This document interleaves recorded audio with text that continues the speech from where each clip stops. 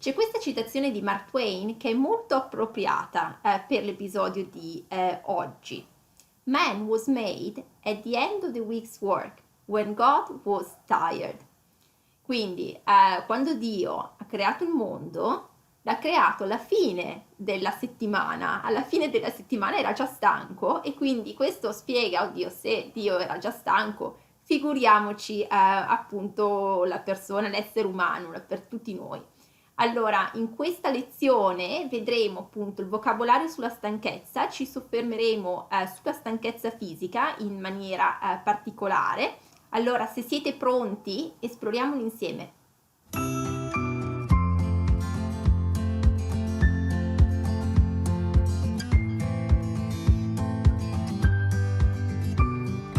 Come dicevo, ci soffermeremo sulla stanchezza fisica in questo episodio. Partiamo subito dal dire sono stanco, sono stanca. Quindi sono stanca, però dirò quasi tutti questi termini al femminile, così che appunto sono adattati al mio soggetto. Quindi sono stanca, e stanco è l'aggettivo, e poi abbiamo stancarsi. Stancarsi è il verbo all'infinito ed è un verbo riflessivo, come vedete. Io mi stanco, tu ti stanchi e via dicendo. Quindi quando ci stanchiamo, we are getting tired, quando ci stanchiamo. Però potrebbe anche essere un verbo attivo, come stancare, quando si stanca, quando stanchi un'altra persona. Quindi per esempio, tu mi stanchi, si intende in quella maniera come infastidire qualcuno, infastidire o rendere qualcuno, irritare qualcuno, ok? Quindi quello è il verbo, la forma attiva. E poi abbiamo la stanchezza che è appunto il sostantivo, è il nome.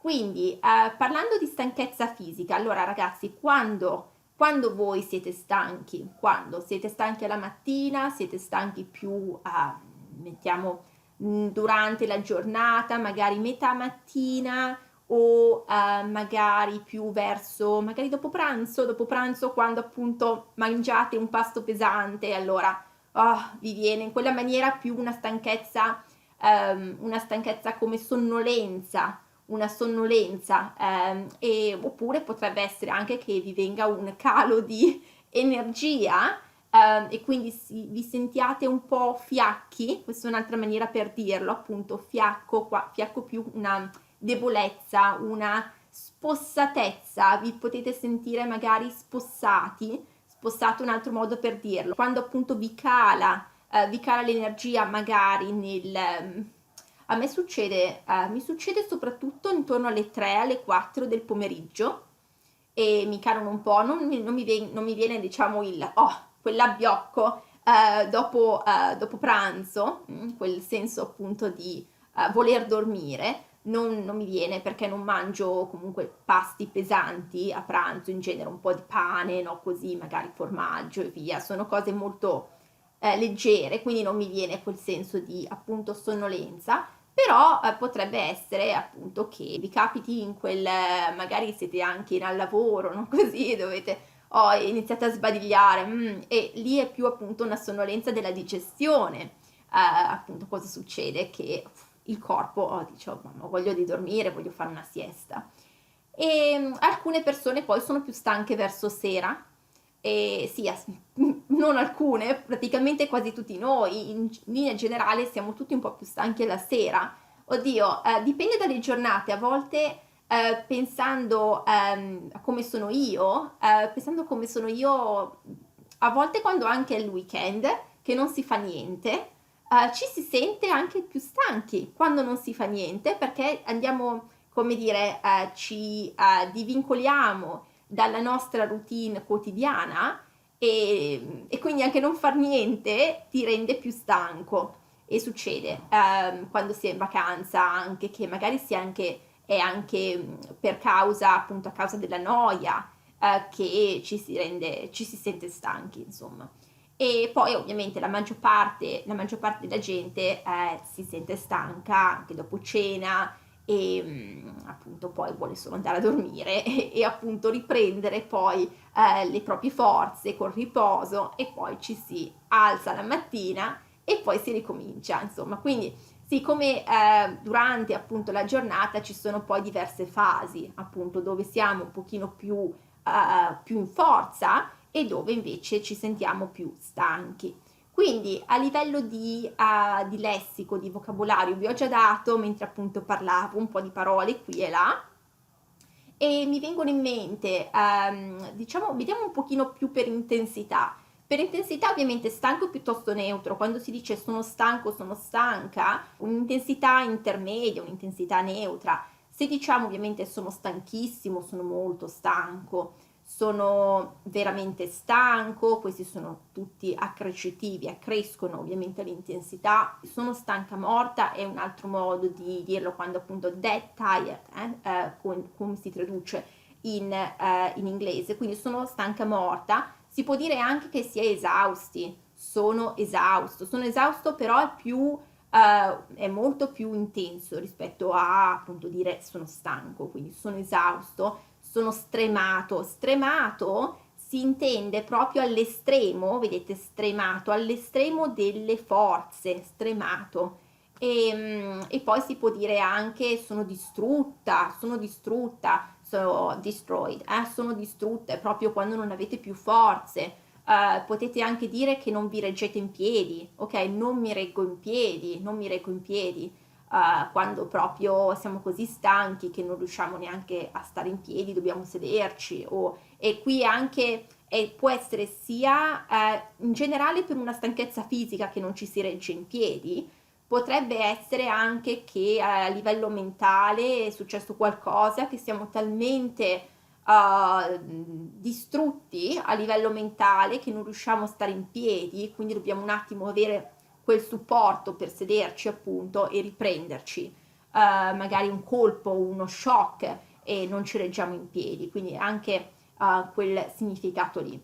E poi cosa possiamo dire? Sono esausto, sono affaticato più neutro, affaticato in realtà. Sì, e poi si può dire anche ovviamente sono esaurito, sono esaurita. Sono esaurita, esaurito vuol dire due cose, appunto, vuol dire che si è molto stanchi, più un sinonimo di esausto, esaurito, più una persona esaurita è una persona che ha avuto un problema mentale piuttosto serio e che non si è ancora ripresa. Ecco, quindi si dice anche, vuol dire anche quell'accezione, appunto, una persona esaurita. E a livello familiare poi di espressioni informali si può dire, per esempio posso dire mamma mia, ho lavorato tutto il giorno, sono cotta, ok? Sono cotta. Cotta è proprio il passato, il participio passato di cuocere, ok? Quel cotta.